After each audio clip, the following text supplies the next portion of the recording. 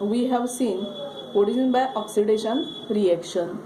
Oxidation reaction means addition of oxygen in that reactant or removal of hydrogen, that is hydrogen is released to the product side.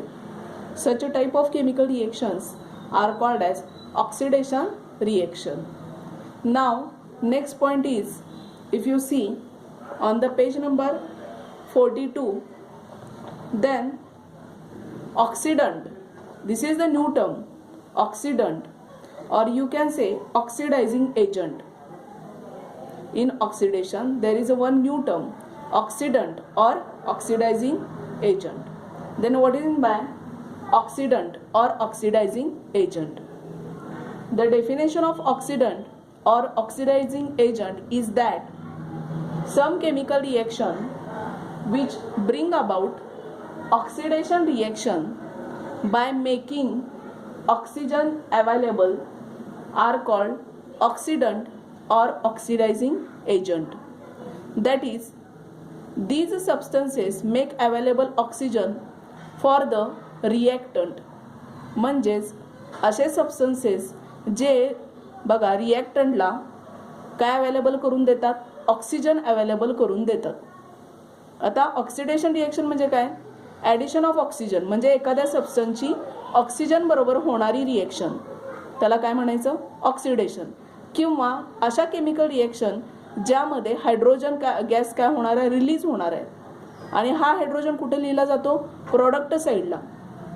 जेव्हा तुम्हाला product साईडला +H2 असं दिसेल त्या रिएक्शनला तुम्ही काय म्हणायचं, oxidation reaction.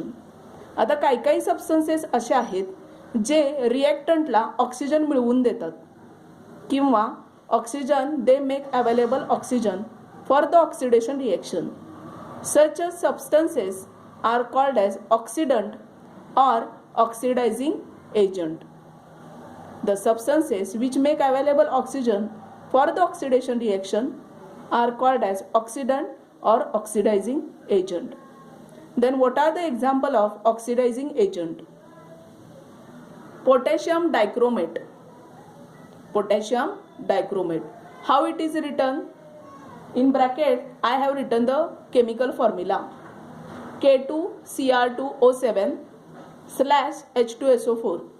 That is, this is the combination of these two substances, K2Cr2O7 and H2SO4, makes oxygen available for the oxidation of reactant ethyl alcohol. That is, K2Cr2O7 H2SO4 हा जो substance आहे तो इथिल अल्कोहोलला ऑक्सिजन मिळवून देतो, म्हणून त्याला काय म्हणायचं, ऑक्सिडंट और oxidising agent.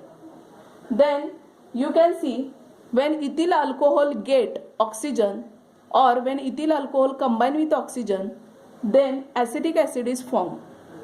Then what is the chemical reaction? CH3CH2OH. It is nothing but ethyl alcohol formula, CH3CH2OH. On the arrow you can see oxidizing agent, O, in bracket O is written, that is, this is the oxygen.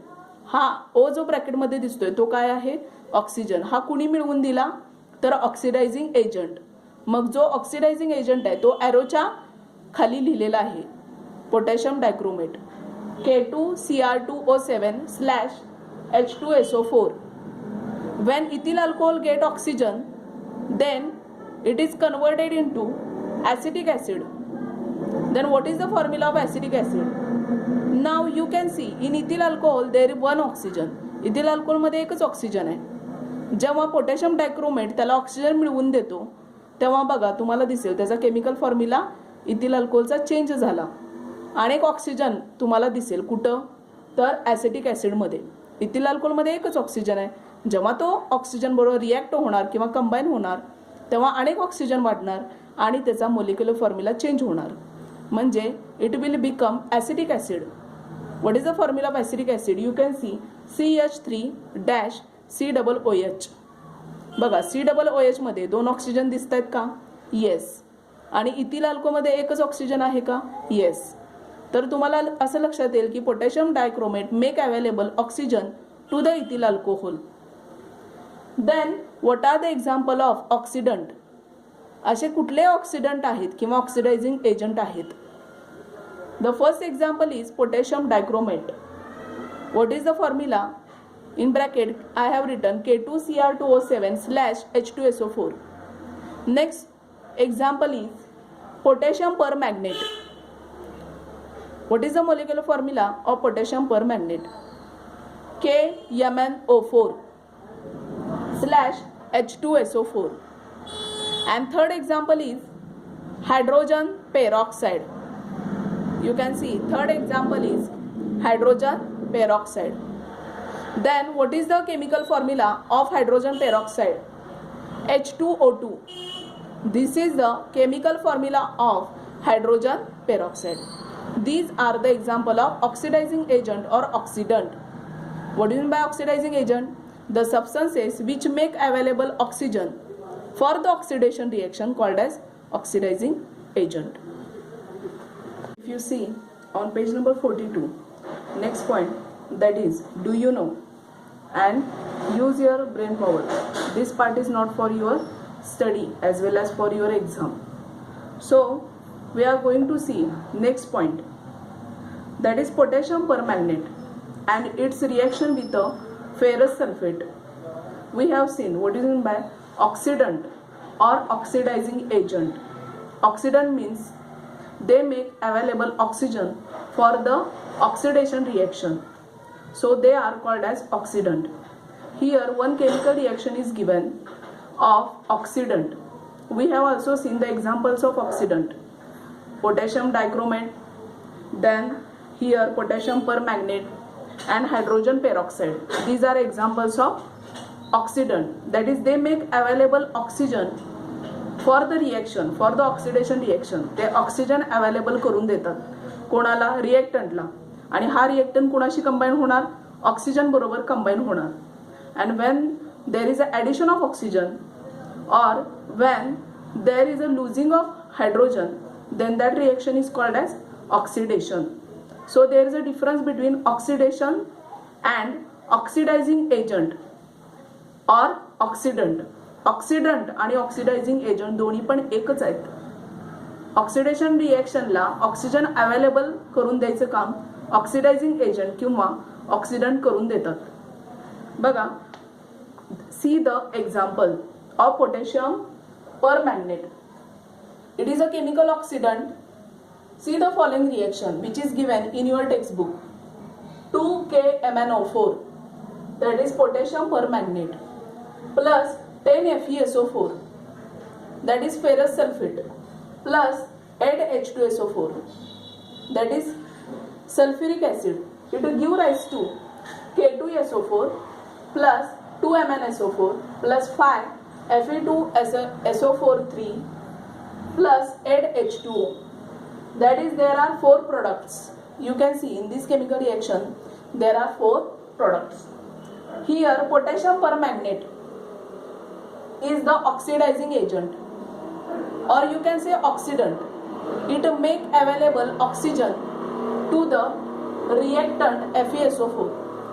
बघा, हा जो oxidizing agent आहे KMnO4 हा oxygen देतो, oxygen available करून देतो कोणाला? FeSO4 that is ferrous sulfate. So you can see potassium permanganate oxidize FeSO4 that is ferrous sulfate. So it is converted into Fe2SO4 3. बघा, you can see here this is the conversion of FeSO4. FeSO4 इथं आहे, product मध्ये तो काय झाला? Fe2SO4 3 मध्ये convert झाला. कुणी कन्वर्ट केला? पोटॅशियम परमॅंगनेट और यू कॅन से KMnO4. त्यांना ऑक्सिजन अवेलेबल करून दिला FeSO4 ला आणि त्याचं कन्वर्जन कशामध्ये केलं? Fe2SO4 3 मध्ये केलं. Now you can see here the at the ion level or atomic level what is the reaction. जर atomic लेवलचा विचार केला किंवा आयन लेवलचा विचार केला तर कशी रिएक्शन होणार आहे? 2FeSO4 it will give rise to Fe2SO4 3.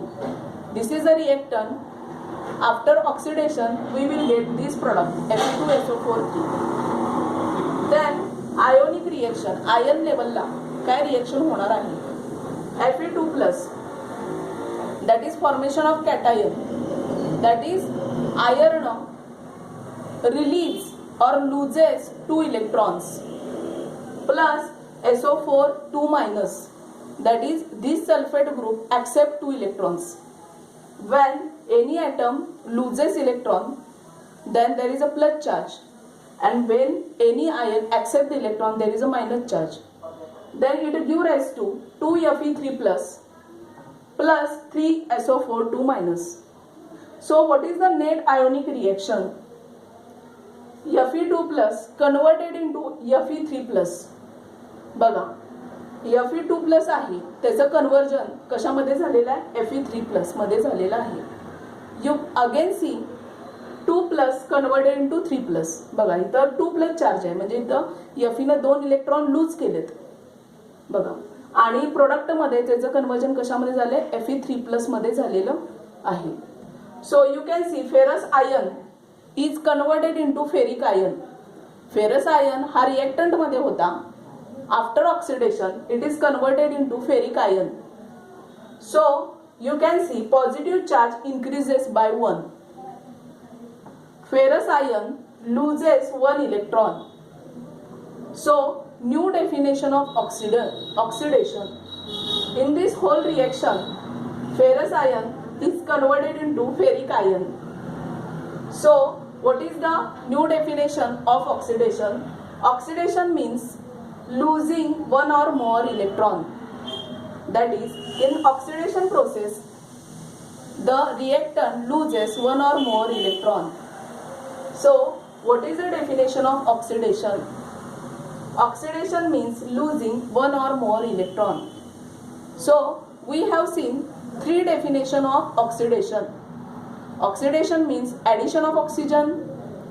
Second definition of oxidation is losing of hydrogen, and third definition of oxidation is losing 1 or more electrons. That is, reactant loses 1 or more electron.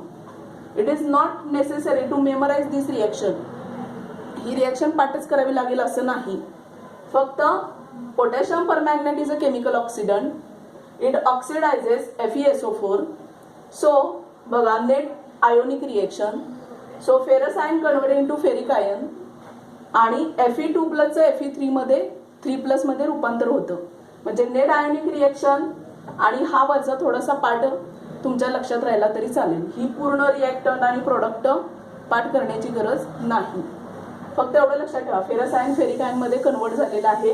2 plus charge आहे तो 3 plus झालेला आहे. त्यामुळे काय new definition of oxidation काय येणार आहे losing 1 और मोर इलेक्ट्रॉन्स. बघा इथं ferrous ion loses electron.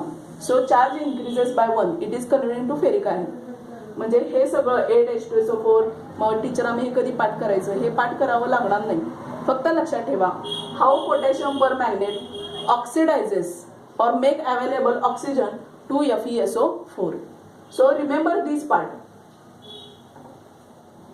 We are going to see different definitions of oxidation.